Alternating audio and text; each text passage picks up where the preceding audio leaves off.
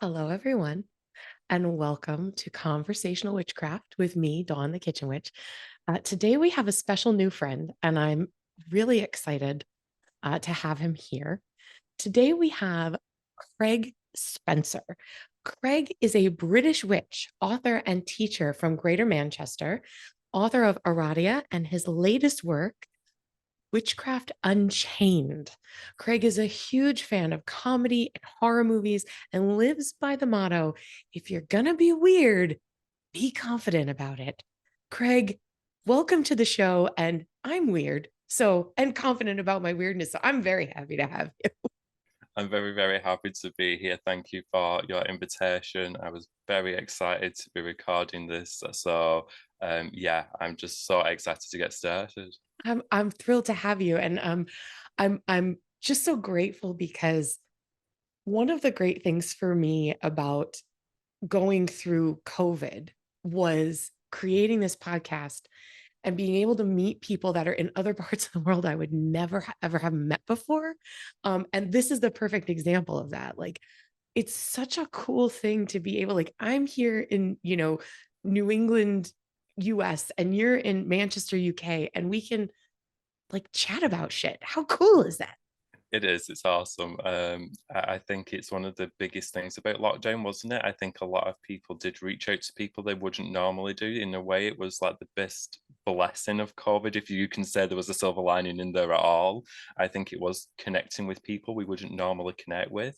Yeah. So yeah, I know what you mean. Yeah, it's been a very strange time. It's shifted a lot of things, but I Yeah. think it's created great friendships from it. So I have yeah. to agree. I've made a handful of new friends. Um, and I've made a handful of new friends that are in the UK. And I'm like, awesome. Now I just have to go there because I've never been over there. Have you ever been over here? I haven't. No, I've always wanted to go to the US, but I think with certain political stuff that's gone on like recently, I've been a bit like, oh. I think for me as well, it would be like a huge culture shock that I know I'm probably not prepared for. Where when I first wanted to go like a few years ago. So I think that's been the thing that set me back. But I still plan to go because there's so many people I know over there that I've never, been in the same physical space as. So I mean, Yeah. it's something I have to do, but I just have to prepare myself for the culture difference, I think. Yeah, I mean, you had said before we started recording that you guys get a lot of American television, and like here we don't get the British television. We have to seek out the British television. Like we have subscriptions and stuff, and but it depends on where you go in the US. You might not get that much culture shock. I mean, not everybody's a dick. It's like I wouldn't go, no offense to my friends in the deep south, but I wouldn't go to the deep south, not right now, but like, New England, New York, West Coast, even, you'd be okay. Witchy friendly areas, you'd be all right. I'll make a note of that. Right. Yeah, You, definitely. you'd be okay. You'd be okay. And that's an interesting concept too, because I feel like in the US, you do have to seek out the pockets of witchcraft, right? There are places where, like Salem, Massachusetts, for example, called Witch City. It's very, very open. It's very diverse spiritually. But there are still most of the places, like you can't just walk into a place with like you're wearing a giant pentacle around your neck. Like I couldn't, in my corporate days, I couldn't wear pentacles and stuff like that and tell people, oh, I need off from work because it's Samhain and I need to celebrate my holiday. Is it different in the UK? Like, are you guys a lot more open? Because, like, I mean, you're right about British witchcraft. So, like, a lot of this stuff kind of originated in, Europe and Britain and things like that. So, can you talk a little bit about that difference?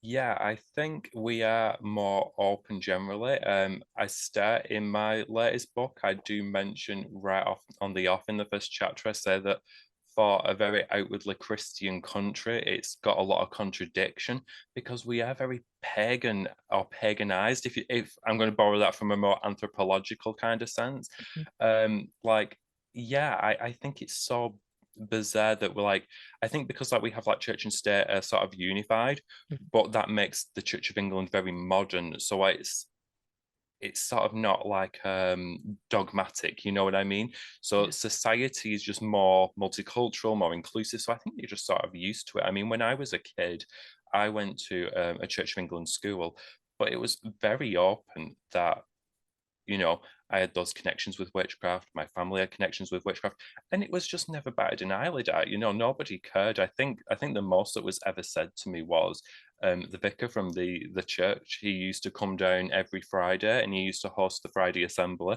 And I remember like there were certain topics I would like he would like tell like just a generic story, and then he'd tie it up like a biblical narrative at the end. He kept it quite casual, but then I would always like think of like myths and things like that it was reminding me of, and it was sort of like, yeah, don't mention that to the vicar. Like that was probably like the only rule I had. Like, do not be going comparing the Bible to like Greek mythology or something like that. You probably won't appreciate it, you know. Right. But other than that, no, I've never had anything. I've always been very open. I remember once there was a teacher. She wasn't like from the area originally. She moved here, and I think my area has quite a steeped witchy history anyway. Mhm. And I mentioned being a witch, and she was like, she wasn't denying the witches existed. I think she thought I was like in that teenage fad of it, you know? And she was like, really? And then like there was someone in the room, and they was like, no, Craig definitely is a witch. His family, I've known him since like nursery. He has like always, this has always been a thing. Like you're wrong, you know? Like and then Wow. she was like, "Oh, I never knew that. That's fascinating." And then she wanted to know everything. So I mean, yeah, it was always just really accepted out. So for me, I think that's like what I was saying a minute ago about culture shock, where you said Yeah. like being careful where you wear your pentacle. But this is like around my neck 24/7. Yeah. Like I don't take it off. It's always on show. The only time I never had it on was when I was a college teacher, just because it was policy, no religious symbols. Right.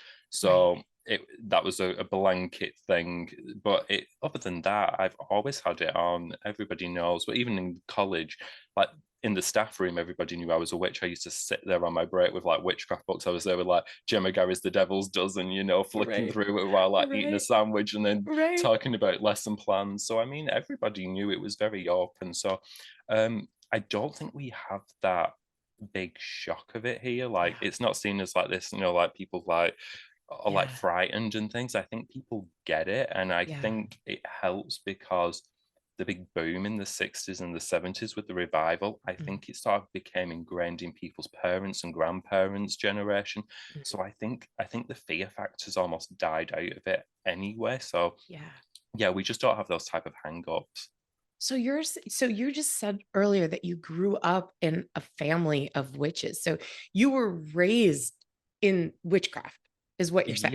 Yeah, it was always my choice. It wasn't a thing of like, oh, that's what you have to do. Like I was taught like all religion type things, but I Mhm. wasn't brought up in a Christianized household. I didn't know about Christianity until I went to school. When I started school, I was 4, just ready for turning 5, and because it was a church school, that's when we started hearing about it. So for me, Right. it was like Jesus and the church were like school things. They weren't, I didn't, it took me a while before I even knew the church wasn't just for us at school. Like I thought it was like a school trip thing. Like we would go down there, and because they'd only take our class, and then we'd do like hymns, or like there'd be a harvest festival where you take like a tin of something that you don't want to take back in your kitchen Right. cupboard, you know. And then as we got older, they started letting us go when the adults were there, but they'd still have like about 2 pews empty, and then have the adults there and then us at the front. But before that, they do like the nativity, and like my mum was asked like, was it okay if I read a section of the nativity, Yeah. because I was like one of like the better speakers when I was 5 in the Yeah. class. And she said, yeah, if he wants to do it, he can do it. And then they asked me, and I said, yeah, I'll read this bit. So for me, it was like literally just like my nan, my granddad, my mum came, and I just stood there. I read something, and then I sat down. So it was like it took a while before I realized it was like where adults went. It was a thing beyond the school. So Wow. So yeah, you're just I like, this grew is up a on like, project. This is a school thing. This is just, yeah, I mean, we used to do a lot of like theatrical stuff in the school anyway. Like they did like a dance project with us once where we learned like different kinds of dancing. It was like that. Then we had like some acting people come in, and then where we pretended like we was doing like a court case. yeah. And then a bit later we did this one, and it was the feeding of the 5,000. So it's like, so for me it was like one of those, you know, it was like we had all these Yeah. other projects going on, and then we did like our Egyptian mythology project where I was like writing about the gods and all like their magic and things. So for me it was just another project, you know, the church was a project. I didn't see it as a Wow. fair thing. So it, yeah, so it was, I have a very different growing up story, but I still Yes. always chose witchcraft. I was aware of other world religions, mythology. It wasn't anything that was pushed on me. You know, I want to make that bit clear. But like when people go to me, like, what do you want to be when you grow up? I always had two answers. And being like a kid in the 90s, there was always those toys that were geared more towards boys, and they were always like emergency service workers. So it was like, I always was like, oh, I want to be like a policeman or like a fireman. But then I would always go, whatever the job was, it would always be something and a witch. Like that would always be my go-to answer. So it was like, when I grow up, I'm going to be something and a And a witch. witch. Yeah. And a witch. Yeah. Yeah, So I the mean, thing would change, but the witch bit would always be the consistent job. that's so amazing. You know, I interview a lot of people and I ask them about kind of like their origin story. Like, how did you find the path of witchcraft? And oftentimes people say, well, I didn't find the path found me. Like I just sort of, I didn't decide to be a witch. I just realized I was one, you know, and that was my experience was growing up in a really traditional Italian Catholic family and realizing like I was doing kitchen witchcraft or I was, you know, comfortable in different situations and my spirituality was you know, feeling connected to spirit was more like about being outside, talking to the moon, identifying with, you know, the seasons and that sort of thing. And kind of just realizing that's who I was. Um, but then as an adult, kind of looking back and going, oh, there was like Italian folk magic happening in the house. There was, you know, I say that my grandma was like a little kitchen witch, little tiny kitchen witch who never ever would have, you know, defined, use that word, not in a million years, you know, but she would go into dark rooms by herself and just pray her rosary over and over again.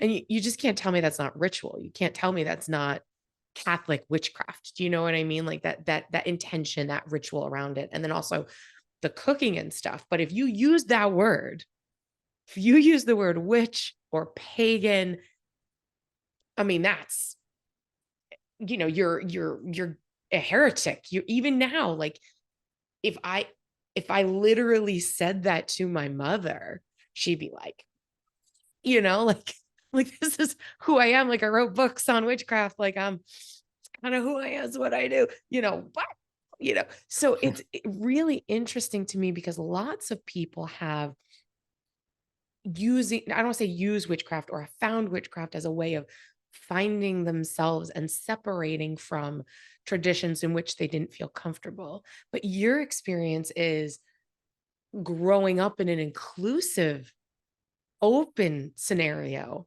and still gravitating towards magic and paganism and polytheism and all of those things. Yeah, I mean, I really resonate with what you were saying as well, because my dad's side of my family, Italian, they're all like Neapolitan, so they're in like the Campania region. So I mean, like things like the Malocchio prayer and things like that, they're things that I sort of had too. So I Yeah. had that potential to gravitate down that sort of that stricter Catholic route, but thankfully, I say thankfully, it's probably most so I don't have to then get over the hangs up of Catholicism. Um, yeah, my mum was quite strong. Like my dad was like, all right, we're having him like baptized in like the Catholic Church. And my mum said, absolutely not. No. She was like, he's gonna make up his own decision. If that's what he wants, he'll do it when he's older. I'm not, you know, indoctrinating my kid. Amazing. And it was one of those as well. It was a case of there is no question in this, like it is not being done. Point Amazing. blank. So it was like, and yeah, she's that level of like strong-willed. My mum is like, she isn't the Italian part of my family, but she is like a very typical Italian mother, though. So it's like, you know, that kind of, if she says no, it's no, and there's no point in discussing it. It's like, Mhm, okay, right, mhm. she said no, so I'm just gonna say fine, yeah, it's no. But she set this example for you to just be like, I'm going to find what I want to find and be who I want to be. And as a witch, like having that support, I think is really it informs who you are as a person, but also your spirituality. Yeah, definitely. Yeah. Wow. My entire worldview, yeah. So like my love of like mythology and history, it comes from the fact that I studied those things. And I do like sort of Catholic trappings as well. It's like I always say, like, I think that part's just in my DNA anyway, so I can't take it out. Because like you said, like about the rosaries and things, like I think when you sort of you have like a magical worldview, but you also grew up with those things being present. You Mhm. can't help but see the magic there. And I think when you can appreciate it. Where I think if people almost have to try and flee that kind of religious upbringing to see the magic in the world, Mhm. it's they almost see it as a restraint. They don't necessarily appreciate there's also magic there too. Mhm. And I think when you have like a bit of a looser structure, I think you can find that magic anywhere. And I think that's Mhm. one thing that I do appreciate about my childhood is that I can go into legitimately any space and I still feel like I may, and I can find that magic there. And someone else might not call it magic, like you said. Like you wouldn't like say to like, your grandmother, like, oh, you're doing witchcraft, but you can still appreciate that you have that thing in common. And Yes. that's one thing I am grateful of, that I still have that commonality even with those that wouldn't call themselves witches in my family. Wow. I love that so much. So how do you go from being like this guy who's just, growing up as a witch to then finding the love of the historical parts of it and becoming a writer on the his because your first book is basically it's a modern guide to Aradia. And I think that's fucking brilliant because if you try to just read Aradia, it's like, okay, right? It's Yeah, like, yeah, definitely. this is, we've all got a copy, we've all tried to read it. But it's that witch's gospel, and you're like, I need a little help with this interpretation, and maybe I'm just going to put this down and read something a little bit more accessible. What made you decide to do that in the first place? Like, how do you go from just being a practicing witch growing up in this great open environment to I want to dive deeper and write books? It was a strange one that also involves my mum's strong-willed energy. I was talking to her and I saw um, it was a new bound edition of Aradia, and I was like, "Oh, this could be interesting." So I looked at it, and then it was just basically a reprint with a new foreword added at the front, Mhm. and I went, "Oh, they could have done so much with that. They could have looked at this and that." And I was ramming these things off, and she looked at me. She was like in the kitchen, doing whatever, and she just turned to me and went, "You've said this about like 6 times every time you've seen like a new print out, and then you're disappointed that it's either just a reprint with a new cover or it's just got a forward." And she went, "You've got all these ideas, you've got all these notes that you've got from when you've read it. Why don't you write the book?" And then I was like, "I can't write a book." And she went, "Sure, you can." She went, "Go now, go to your computer, open up a document, start typing, and write this bloody book." And then she was like, and then and I went, "Well, what if nobody wants it?" And she went, "Well, you come to that when you've wrote it. Right now it's bugging you, so just get it out of your head. Just write the thing." So that's what I did. So I sat down and I wrote it and I wrote it and I wrote it. And then I hit about chapter 7 and I had a mental breakdown and said, "I never want to see another word of Italian ever again." And I'm ready for throwing this thing out the window. And because, like you said, some sections are quite heavy and convoluted and Dense. dense, yeah. And Yes. what it was is I started with the bits of Italian he'd left in, and I noticed certain words that were flagging up that were quite Neapolitan. So, like, you think of like, whenever anybody, and I'm talking like probably even people with no Italian background specifically, when they think of like Italian and witchcraft, they'll think of strega or they'll think of stregory, which is more of a modern thing. Mhm. Where what I noticed in Aradia that flagged up to me initially that made me first start looking deeper was there's like that Neapolitan angle of witchcraft in the book. So Neapolitan witches are devoted to the goddess Diana or Diana, and they're called Yanara or Yanara, which literally means followers of Diana, but also possessed by the spirit of Diana. So I thought, well, this is quite a niche book. It isn't this broader malefic, malignant witchcraft. It's this kind of very pagan witchcraft that we sort of are more familiar with. This idea of people who connect with a goddess, they draw power from her, they work under the full moon. The very similar ideas that we see today. And I thought that's so relevant for today. What else is relevant in there? So I started just digging and digging and digging. And in the end, that's what it developed into. It was this bit of commentary on, where maybe the language doesn't sort of touch on the cultural nuances, probably, or they get a bit buried or maybe overlooked. And I just thought maybe this could be relevant to people. So when I finished writing the thing, I pitched it to Llewellyn and didn't expect to hear anything back. And when I thought, right, they're either going to say no and they're going to reject it, or I'm not going to hear anything from them. So I was already working on what my contingency was going to be. And my plan was I was going to just turn it into a PDF. I was going to dump it onto Facebook and say, share the heck out of it, whatever you want to do with it, just take it. But luckily they did. They got back really quick and said, yeah, we're super interested in this book.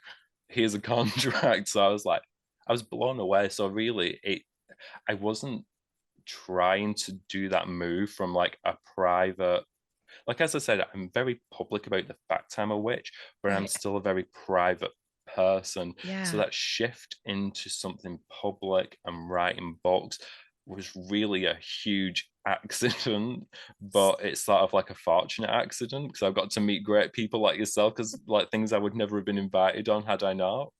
Obviously, you know what the hell you're talking about. I mean, so I have to ask you because I did a little bit of research on you, but you said earlier you taught at a college. Yeah. Is that your day job? And what is your area of specialty? And are you still teaching? So no, I don't currently still teach. So I taught in college. I did adult education. So I have a background in integrated therapy. So my main job is as a therapist. But what I was doing was training therapists at the college. But then I also had an overlap with my science background. So I was teaching human anatomy and pathology for the foundation degree. But then I sort of started getting a little disheartened with the structure in academia generally. So I shifted and I taught adult ed. I was teaching Reiki classes as adult ed, and Mhm. then I made the shift to being a writer at the same time that I was getting back into my therapy background. So for anyone very quickly who doesn't know, integrated therapy is a blend of, it's proper like mind, body, spirit type of therapeutic approach. It is, if you just need a counseling session, then I'll be your counselor. But if you need a counseling session that involves crystals and energy healing and anything else, and that's what helps that person. What sometimes, if people don't believe in that kind of stuff, but they'll give it as people's homework, like try these crystals, and they call it psychodrama. Uh-huh. Because I obviously know the spirit is real, I Right. just will say that it's an integrated approach of mind, body, and spirit. But mainly my background's like that and hypnotherapy, reflexology, and aromatherapy. So You are it's amazing. it's a multi combination of things, but yeah, You are it's amazing. You are absolutely fucking outstanding. Like, here you are, just, oh, yeah, no, I'm writing all these amazing books, but also I'm a therapist and I heal people and I taught people, other people, how to do therapy.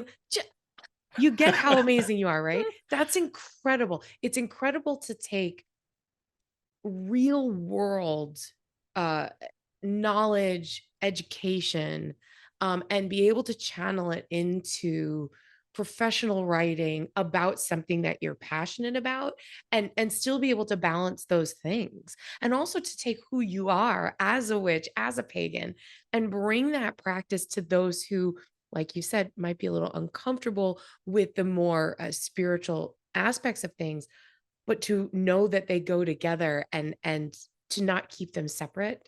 um that's really remarkable work that you're doing. You should Oh, be thank you very really, much. really proud of that. Like, that's amazing. Wow.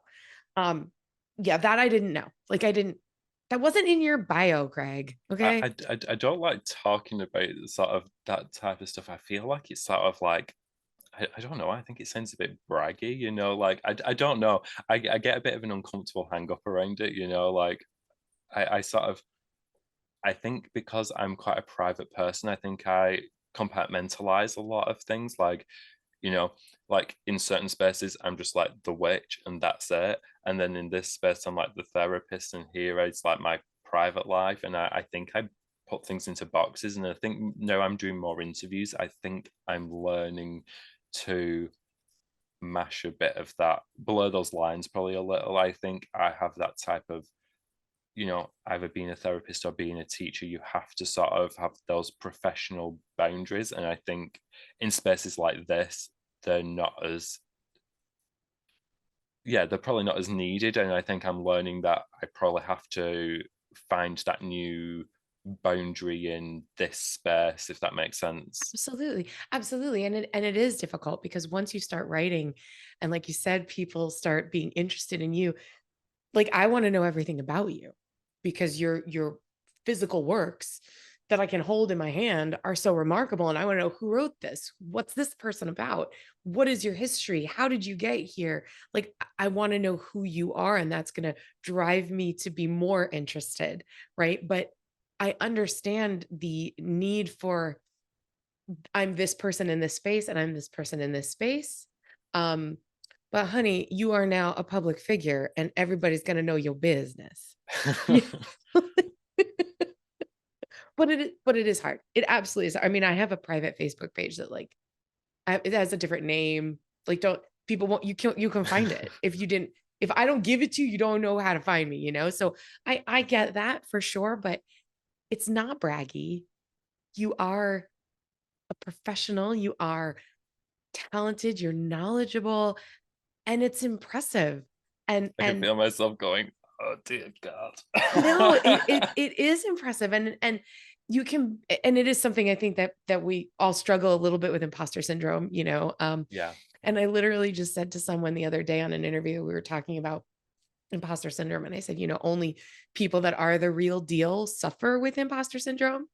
Like if you are not, if you're a fraud, you don't suffer with imposter syndrome That's a because good you're, way of looking at it. Yeah. you know, like, so if you have imposter syndrome, then it's almost a validation of the fact that you know your shit, you know?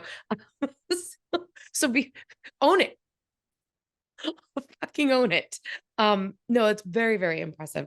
So like I had all these questions for you about your path of witchcraft, but you've already answered all of those because you're absolutely fascinating.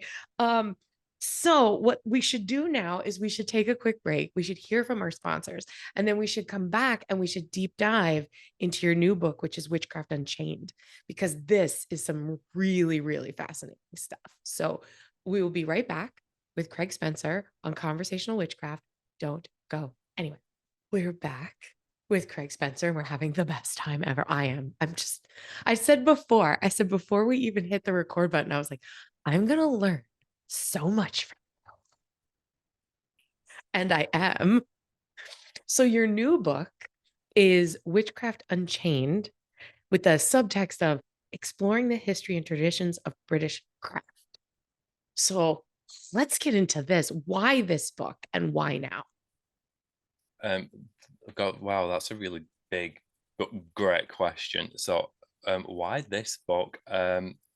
So I have a philosophy when I'm writing books that started from I don't like watching a lot of Christmas films, but when I get over my seasonal affective disorder, I sort of go into the Christmas films, right? Because they're just warm and fuzzy and they make you feel good around that cold Mm-hmm. period. And I forget what the film's called because there's so many that with similar names, but it's like it's Christmas Carol or like a Carol Christmas. It's something like that, and it's like a Scrooge type story, but it's like a woman who's the main character, Mm-hmm. and she's a publicist, or she works in like publishing, and at the very end, she stops putting like the profit over the quality of the books, and she has a line that I love, and I watch it every time it's on, even though I forget what the title of the film is. And she says that her new sort of like driving motto for the company is to write books that are worth being read. And I keep that in my head from the very first book, even though I didn't even know if it'd be a book. I thought if potentially it could be, it has to be worth being read. Otherwise, it's just a waste of paper.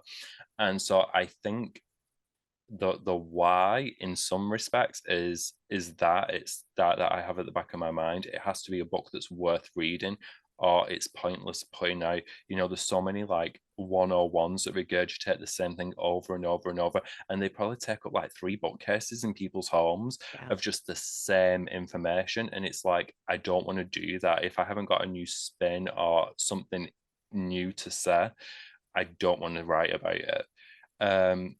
So there's that pair, and then the why now. I feel like we're at such a huge point in our community of doing 2 things: dispelling misinformation, and also we're really looking at the impact of colonialism on our practices, like respecting, for example, like when there was a big thing, like I don't even know how many years ago it was now. I think COVID's really thrown my time scales off, but like everyone was talking about smudging this, smudging that, and now we like have that recognition on a wider scale of you can't just go and take a ceremony from a people, and if you are doing it, then at least be doing the actual ceremony. Don't just be nicking the name and then repackaging it and then selling it back to people. Mhm. And I think we're in that mindset of we can't just point at something, say that's witchcraft, and then because I'm a witch I have a right to take that thing. I think we are really looking at those respectful boundaries around culture, and then the misinformation. And I think that's what I wanted to present. One, I'm from the UK, so I know what the craft is like on my own doorstep.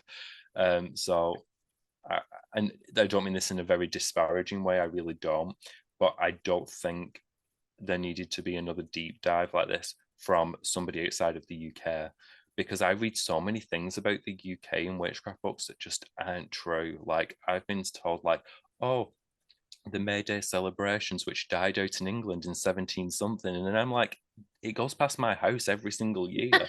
And it's like, you know, I know everyone sort of still thinks we're very like Dickensian with like the chimney sweep and Mary Poppins over here, but it's like, we have caught up to, 2023, we are here, so I wanted that real life account of witchcraft in Britain.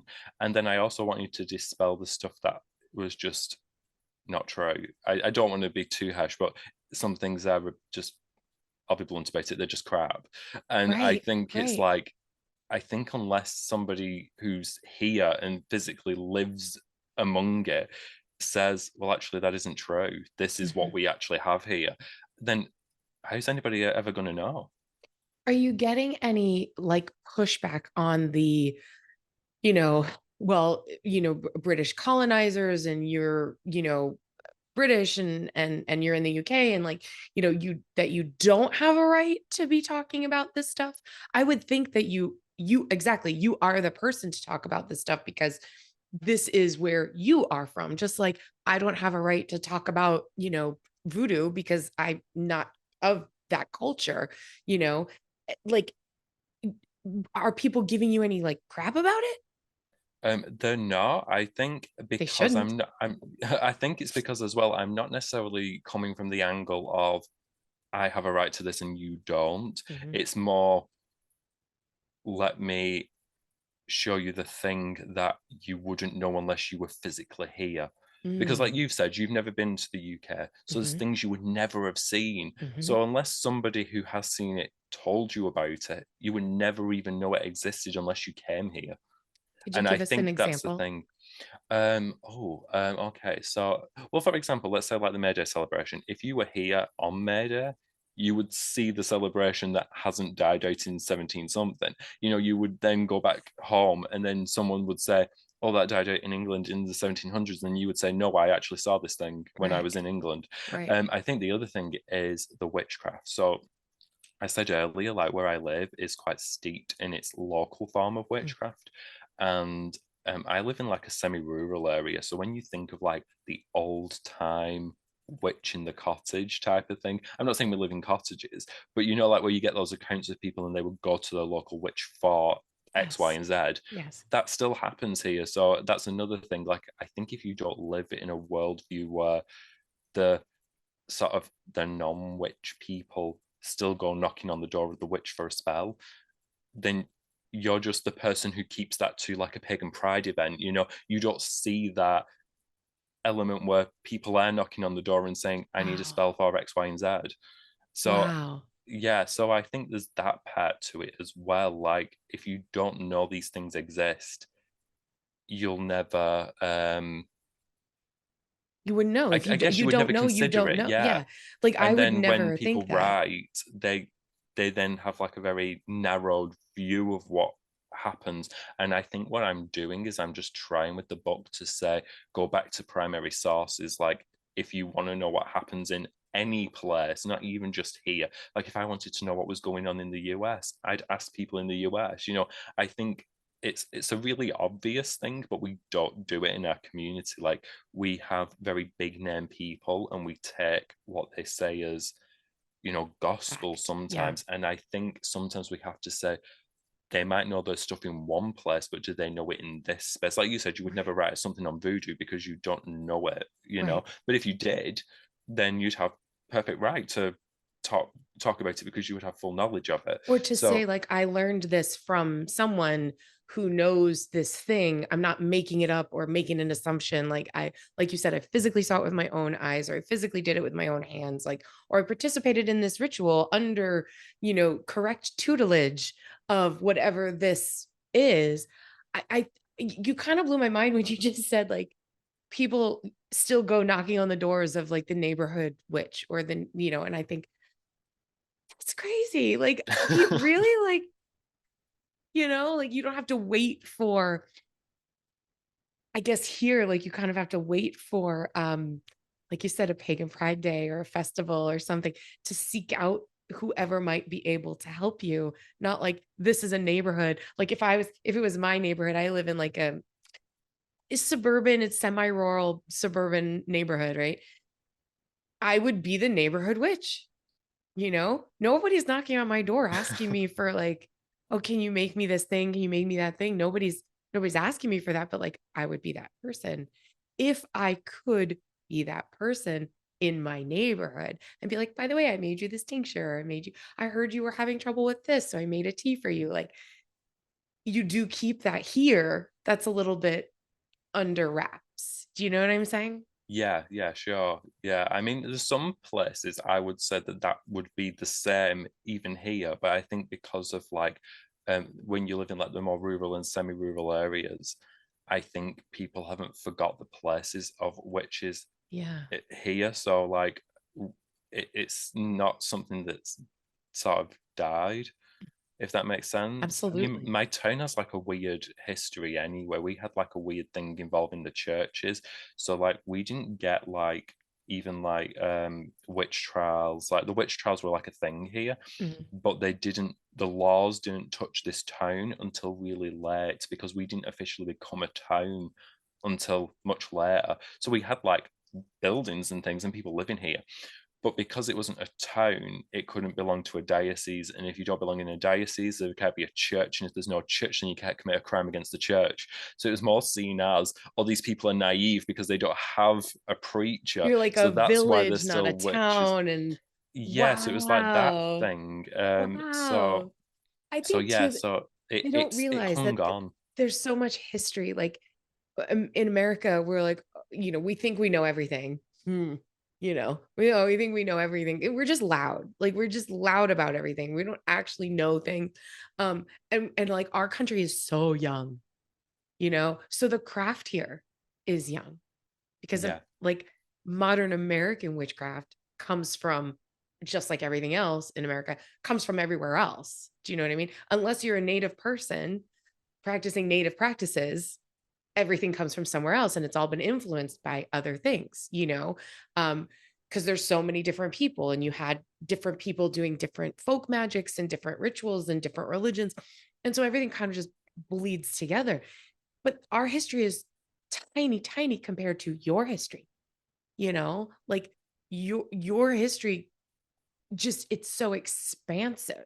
And so there's no way that we could possibly know all the things that have happened in your part of the world because we don't live there. So like, can you talk a little bit about like what is one common misconception about the history of witchcraft in the UK that you Sure. kind of want to clear up? Okay, yeah. Before that, I'm going to just touch on something that you said because you've just reminded me of something, right? So, a friend of mine, when I was in high school, she spent a year in America. She went to like American school and everything. And then when she came back here, she moved back over here. One of her friends who was a witch, my friend wasn't a witch, but her friend was. She came over for a visit. I remember we was having this discussion about um, witchcraft, and it does feed into what you just asked me, which I'll explain. And I said about well, someone else said someone went, "Oh, Craig's a witch too," and then she said, "Oh, you mean you practice Wicca?" And I said, uh, and then I just let it go. And this is the thing that I wanted. If I could dispel one thing really quick, it is I do have this on my YouTube channel, so I'm sort of cheating, but it is my main thing at the minute. I also have it pinned on my Instagram. It's like a white square. It's the top thing on my Instagram, and it's because of just something that people don't know. So Oh my, I had no, I hope everyone is listening to that and literally like their minds are being like, I did not know that. I did not know that at all, that it was a difference in the spelling. Okay, maybe I'm a bad witch for not knowing that, but I feel like no, that's not at something all. most people don't know. No, most people Holy don't. shit. That is mind blowing. Yeah, so magical practices here in the UK all have ties to trees. So I'll give you an example. Druidry is tied to the oak tree. It comes from dur, which is the word for oak. So the druid. And then Wicca is a local word. The 2C spelling that everyone's familiar with is just a slang word for a rowan tree. And so the magical practices of witchcraft are tied to a rowan tree, but the 1C spelling is a witch hazel. And all magical practices back in the day were associated with a type of tree. So Gerald Gardner picked just the tree that didn't have any active practice tied to it. So that's why he described himself as a Wicca, and you see it in his newspaper interviews. He says a Wicca. That's why he describes himself. I think he's asked, "Is he a wizard? Is he a witch? What is he?" And he says, "I'm a Wicca." And it's just this 1C spelling. But when he used the 2C, he would have been talking about, like I was saying, like the people who come knocking on the door and say, "I'm actually going to show you something," right? So, oh, it's You're not that. literally Do you mind if I blowing my just go mind. get? I need to just get up and grab something. I thought it was next to me, and it's not, Yes. but I know where it is. Yes. Yes. We will pause it. Sorry about that. I'm like Nope. destroying like literally everything in the room just to get this one thing to show you. Right. So everyone sort of knows these forked sticks, right? Everyone calls these a stang today. But where I'm from, this would not be called a stang, and it wouldn't be used in like that very Robert Cochrane style witchcraft. So this is a rod, a wish rod, or a Wunschelrute, and this is what is tied to being a Wicca. So if you have one of these, you go through like it's a, you can call it an initiation. I would just call it a ceremony, right? This thing is prepared, then it's given to you. It's placed into your hands. When you have this in your hands, you're then said to be of the Wicca, which is a 2C spelling, not of the Wicca 1C, which was what Gerald Gardner set up. And then people locally, if they want to know who's a witch, we had this thing. I remember it in like 97, 98. I was still being told, like, we don't say witch, like, you don't ever say witch, you say Wicca, right? But it was, I think it was this thing of like a cleaner image of like witch had bad connotations. Let's Yeah. just stick to our regional terms. Yeah. But if people want to know who practices this old style, they just say, do you know someone who has use of the rod? And what they mean is that thing. So it's like, who has been given one of those? So it's not a tool within sort of Gardnerian witchcraft. It is its own thing. And so I think that is what I'm angling at very quick. I've gone really around the houses just to explain this simple thing. But yeah, I think that's the thing I would like to dispel within modern witchcraft, is that there is like these words are two separate things, and they describe two completely different practices with different beliefs, different tools, different methods of working Right. magic. And this exists. This isn't something that's just an archaic word lost in storybooks. It's alive and well, and people still Wow. knock on the door for us. So that's my biggest misconception I would dispel. There's more than just this. There's a quote in the book I actually have in the first chapter, which says, it's a quote from Pentagram magazine, and it was this woman, and she complains that Pentagram was giving people interviews, right? And they were saying, oh, who can we interview for witchcraft? And she was complaining that the image of what witchcraft was like in Britain was going to become diluted, because she said it was the same. I think she said something like, it's the same 4 or 5 women and 2 or 3 men. And really, she's meaning like, people like Gerald Gardner and, Patricia Crowther. Like, it was all people from one coven who were constantly doing the circuit. No Mhm. one else ever got, part of the narrative. And I think that's the thing. We have almost like a lost witchcraft history in Britain that's still very, very active. Like Doreen Valiente, when she was asking Cecil Williamson of the Witchcraft Museum for a coven reference, she was given a list of 6 covens that were recruiting at that time, and only Wow. 2 of them had any connection to Gerald Gardner and what he did. Wow. The other 4 didn't. And I think that's what people forget. When there was literally 2 Gardnerian covens, there was 4 covens recruiting at that time that had zero connection to him. And she could have gone completely somewhere else and never have ever been heard of in this Wow. community, just because she would have been in a different coven. Wow. And there's just it's such a rich history, and there's so much tradition.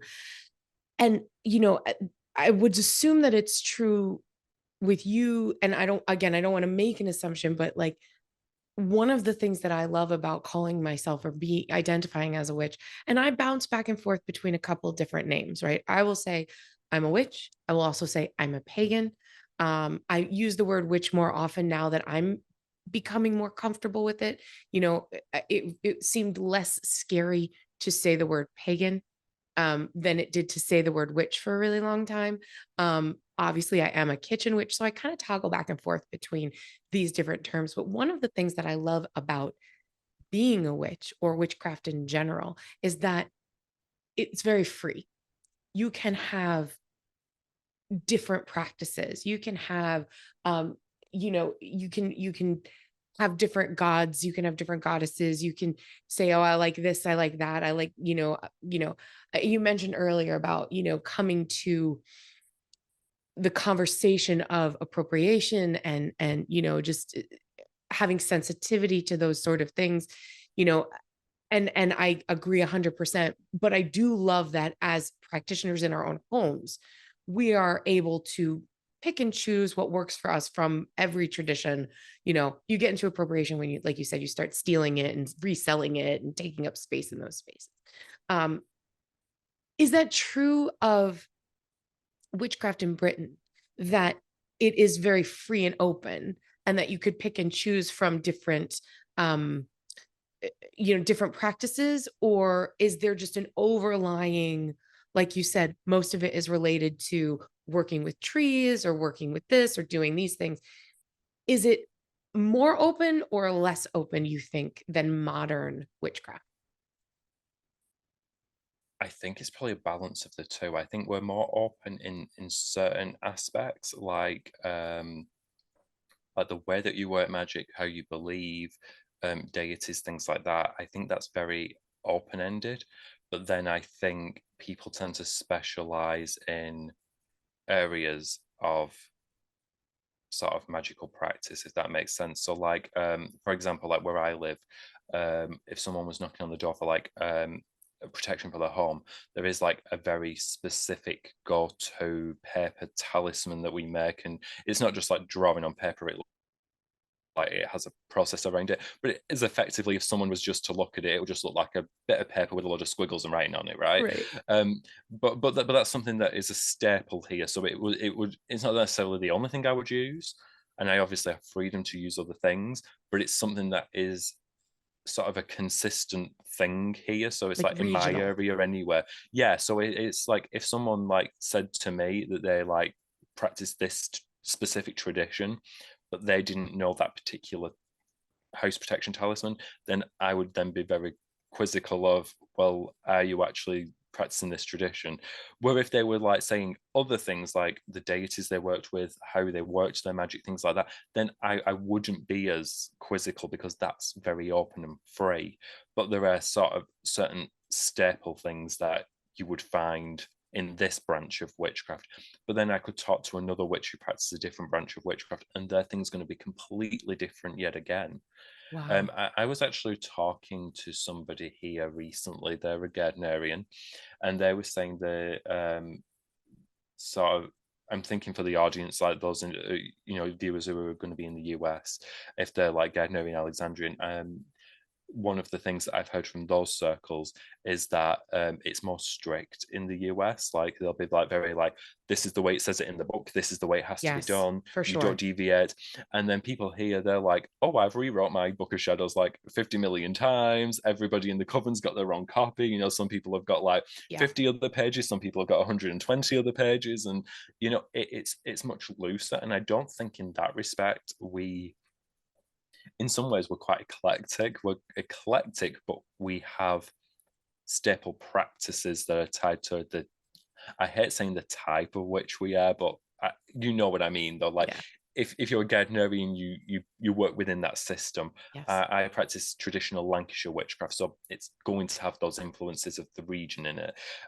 Somebody else in like Cornwall, they're going to have very Cornish things in their witchcraft, Wow. and then someone in Essex is going to have very Essex-based things in their witchcraft. So I think we have a lot of fluidity, but if you're working a tradition from an area, obviously the spirits that live in your area, the mythology in your area, it's going to have that impact. It's going to inform it in some way. But broadly speaking, it's very flexible, very easygoing, and somewhat eclectic. Wow. So with this new book, Witchcraft Unchained,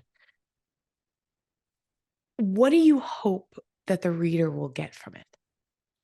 So I wrote it with a bit of my therapy background in mind. So there is a concept called Maslow's hierarchy of needs, Mhm. which is like a little triangle with divisions on it, and it has the best things that everybody needs before they can reach a point that's called self-actualization, Mhm. which is basically just being self-fulfilled.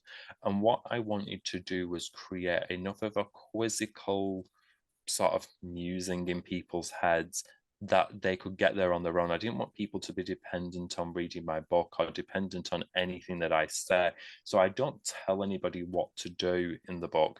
I lay down a lot of historical facts, and then it's completely up to the reader what they do with those facts. If someone's like, right, I've read all these facts, I know these facts, but these facts don't have any impact on my practice whatsoever, that's great.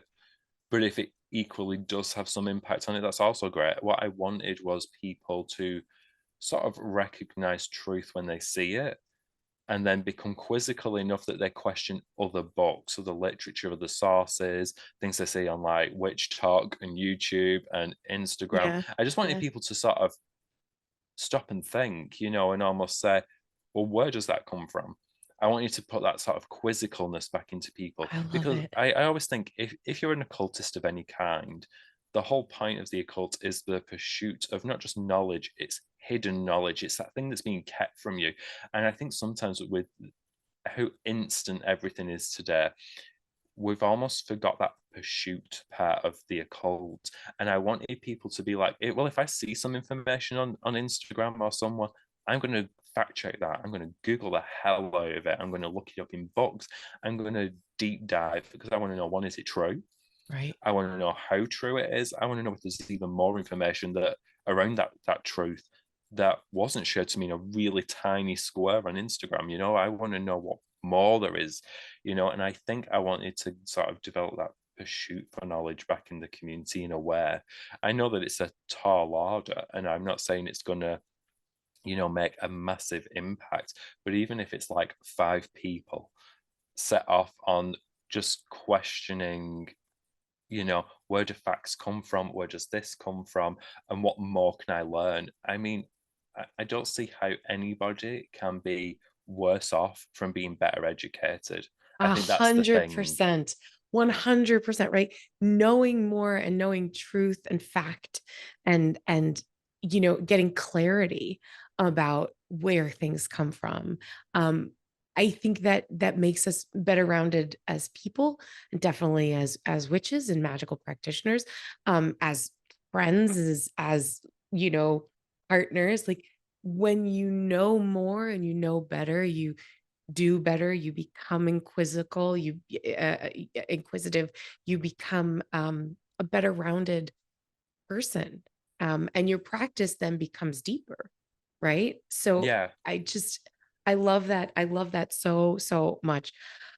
Craig Spencer, you are just spectacular. I knew I was going to learn so much from you today, and you have blown my mind so open with the Wicca and the Wicca, like the 1C and the 2Cs, and like so so obsessed with that right now. Going to learn everything I can about it. You are incredible. Thank you, thank you, thank you. How can people buy your books? Where can we find you online? How can we be best friends forever and I can stalk you? So book buying, paperback is available literally everywhere that you can get any witchcraft books at the moment. Paperback and hardback are available from crosscrowbooks.com, which Cross is a Crow publisher. Books. Yeah, they're the only one who are handling the hardback, and I think there's a limited number of the hardback too. There is going to be some type of like, so I forget what it's called. It's either a special edition, deluxe edition. I don't remember what the exact wording is, but you have to contact Crosscrow Books for that directly. It says on their website, just send them an email for inquiries. There is the ebook is on its way. It's a staggered release, so that's on its way. There's been recent discussion, but it's very recent yet, so I still don't know much about this yet. Of audiobook becoming available. I know a lot of people have been asking me about audiobook, so I'm dropping that now. Like, yes, we've heard you, and it's on the way. Best ways to find me via my Linktree. My Linktree has all my sort of socials on it. So that's linktr.ee/craigspencer. But if you want everything individually, then Witchcraft Unchained is also the name of my Instagram account. Twitter is craigspencer90 with a capital C and a capital S. It is case sensitive. Facebook, I don't really use that much. So sorry, guys, a bit pointless to have me there because I don't really use it. I don't go on it. YouTube, if you type my name in, followed by the word witch, all my videos are just there. And I'm trying to think if there's anywhere else. Threads has just opened, hasn't it? Yeah. Threads, it's the same Witchcraft Unchained as it is on Instagram. And Awesome. yes, and I always promote the social aspect of social media. So becoming friends, just to answer that question, is DM me. I'm so open to just, no matter what it is, it doesn't have to be about a book. It doesn't even have to be about witchcraft. If you want to send me a cat video because it's cute, send me the cat videos, the memes, everything. Literally, my feed is witchcraft and cat videos. Cats being cute, hugging people, batting people's partners when they try and give them a hug. I Like know that how is much like you my love whole vibe. cats. I know how much you love Yeah. cats. And so now I'm going to send you videos of my chunky cats. So be ready Oh, because please do. it's going to Please. happen. It's going to, while we were I can't waiting for wait. this interview, Sirius and I, his name is Sirius Black Cat. Sirius and I were he was sitting like right here and he was rubbing on everything. So, I was like, I got to work. So I was taking pictures like right before. So, you're going to get some of those. And we're going to put all of your social, like all of your links and everything will go on the show notes. So anybody who didn't catch that while you were saying it, just go to the show notes and you can click and go over and learn all about Craig Spencer and follow and like and buy his books, which why buy Witchcraft Unchained. Oh my God, you're so amazing. Thank you, thank you, thank you. Okay, last question. Signature question. I ask this to everyone. I hope you're prepared. If you could have me make you one meal as a kitchen witch, one magical meal, what would it be and why? Right. So I would want you to make for me your favorite meal. And the reason why is because I would want to get a better insight into the person who is cooking me the meal. And That's plus, so I told you, I'm such a big fan. I said it before we started this interview. I was like fangirling out over here. So it had to be whatever your favorite meal is. So you have to now answer the question, what is your favorite meal? I, well, the problem with that is my favorite meal changes, right? So much of my practice is seasonal, right? Because it's rooted in food and what the earth is giving right now, right? Sure. So you'll notice if you go on my feed, like right now everything is like summer recipes, and I get very obsessed with things when they are in bounty, right? So right now it's a bajillion degrees. It's the summertime. We've had so much rain here. I mean, like colossal flooding, like crazy, crazy. But my herb garden is mad. Like it's just exploding. So I've been very, very, very obsessed this season with pesto. And I just take all the herbs from my garden, little lemon juice, little olive oil, a lot of olive oil, little Parmesan cheese, throw it all in the blender and just make this gorgeous, bright green summer herb pesto. And I'm also obsessed with fresh tomatoes.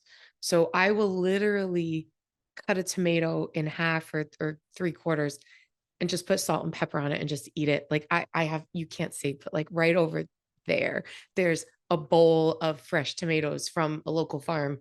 And so like that's probably if you came to my house tonight for dinner, I would make you fresh pesto, some sort of beautiful pasta, and then some sort of like just tomato salad, just like tomatoes and garlic and just that's what I would make you. But if you came to my house in the middle of February, it would be completely different. So I couldn't, and I don't even know if you would even like that. So what? It's intimidating. I probably maybe you're like, oh, I hate tomatoes. I don't know. I don't know. Actually, fun fact, I have a love-hate relationship with tomatoes. Like with all sauce, actually.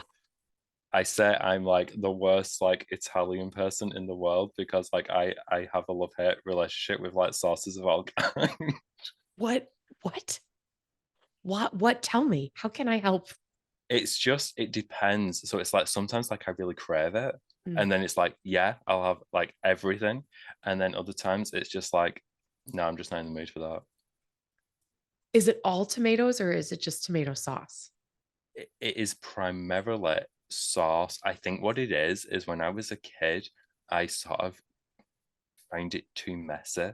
And I was like, I hate the mess of it. So then it was like, ew, it was that. But then there's other times when I'm just like fine with it. It depends on what the dish is though too. Like it depends on like what sauces it is and what the dish is. Right? Like if it's Like a if it's a dish I pizza, really love, not a problem. No, you don't like pizza. Craig, we can't be friends. I don't, oh no, I'm you've broke my heart. kidding. I'm kidding. I'm totally kidding. You don't Actually, like, I like my mum's. I don't like anybody else's. you don't like pizza. I don't like anybody else's. My mum would make it and I would eat it. All Anybody right. Well, else's, I was like, oh, so oh. you have to now tell me because I, I would cook you something Italian. What would you, what would you want? But you'd be like, ew, I don't want meatballs. Like, No, no, I would eat that. It you, depends what it is. If it depends on what the dish is. So like meatballs, yeah. Spaghetti, yeah. I'm like fine with like all like the pastas with the sauce. That's fine. but not pizza. No, I think it's because it sits on it. And it could be messy. It's like you eat it with your hands. Yeah, I think that's what it is. I think I was like, I mean, there is a funny picture of me. I'm actually gonna see if like I can get my mom to find it, and if I can't, I'm actually gonna send it to you. There's a picture of me when I was like really tiny, and I'm on a beach, and I've been making sandcastles, and then it's like I've hit the point where I'm just like fed up of making sandcastles, and then I'm turned over to my mom or to my nan. I can't remember which one it is, and I just hold my hands up as if like, clean this sand off my hands now. Like I'm over playing in I'm this over sand now. being dirty. Ew. Yeah. You were one of And those this kids. face is like proper like it's like a face, you know, like that was like my signal, like I'm done now. I was a kid who like not the messy thing, but I've seen that like little kids are like I can't be messy. Like a friend of mine had a baby girl, and this kid like she was like 2 years old, and then if she got anything on her, dirt or anything, she would be like, ah, like she would freak out and start crying. Babies eat everything with their hands. I was the kid. I was the kid who couldn't have anything on the plate touching. Nothing could touch. And now I'm an adult and I'm like, I'll just fucking put it just put it all together. It's delicious and just stuff it in my face. That's me. We should go. Thank you again so much for being here. You are amazing. I'm so happy that we got to meet. Everyone, once again, go check out Craig Spencer, buy Witchcraft Unchained. And until next time, everyone, I wish you so many blessings and so much gratitude.